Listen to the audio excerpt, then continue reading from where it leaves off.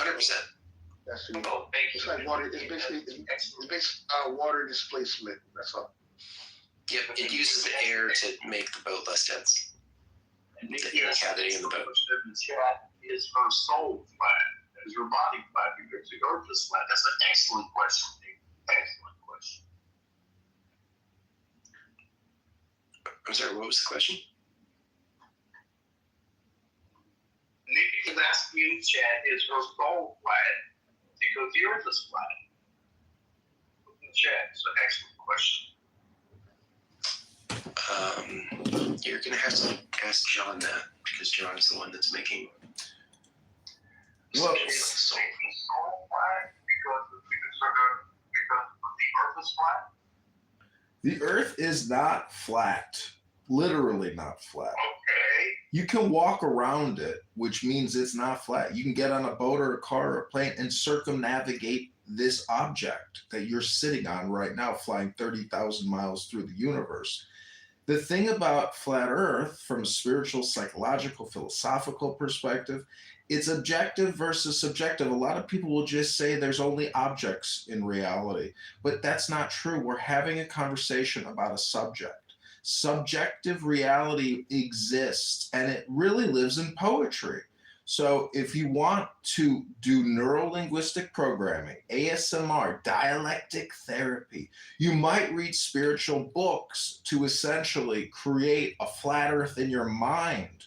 Because if you view yourself as the earth and you think the earth is flat, but yet you don't have any wisdom to back up your theory, your hypothesis, or your perspective, you might just call yourself retarded or dull or dense or thick, or the fact that you're on here but not reading a book. You must open these external hard drives called books and read them out loud if you have to.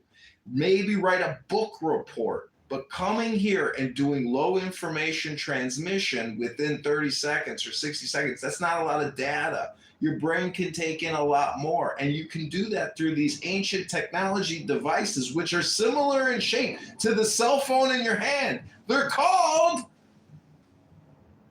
books. If you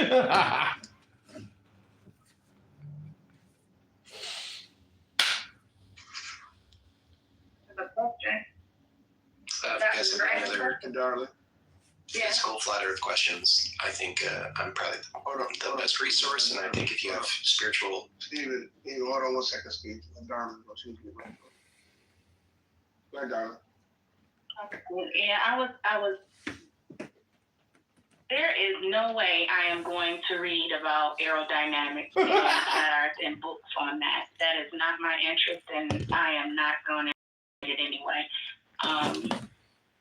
And so I am on Clubhouse asking you, you've read all those books that you named, the simple question of how do you relate my soul to this flat earth philosophy, or my spirit, or what is it? I'm not sure.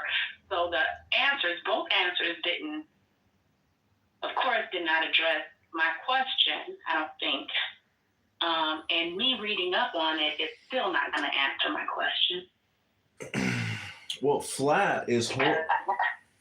If you want to look at it from a Christian perspective, flat is horizontal, which represents the woman who lays down.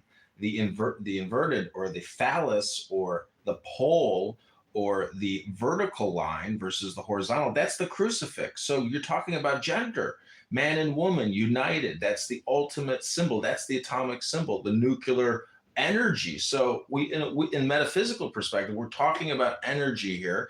And when what I'm saying is, a lot of people who like to profess flat earth don't realize it because they may not be theologically or philosophically educated in the words to try to describe the feeling that they have when they talk about flat earth. Well, if I may, just to add something to the room, because I'm enjoying the conversation that you're having. For those of you who have religious effects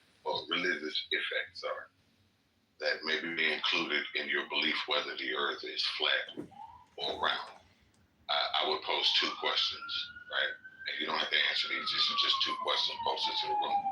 One,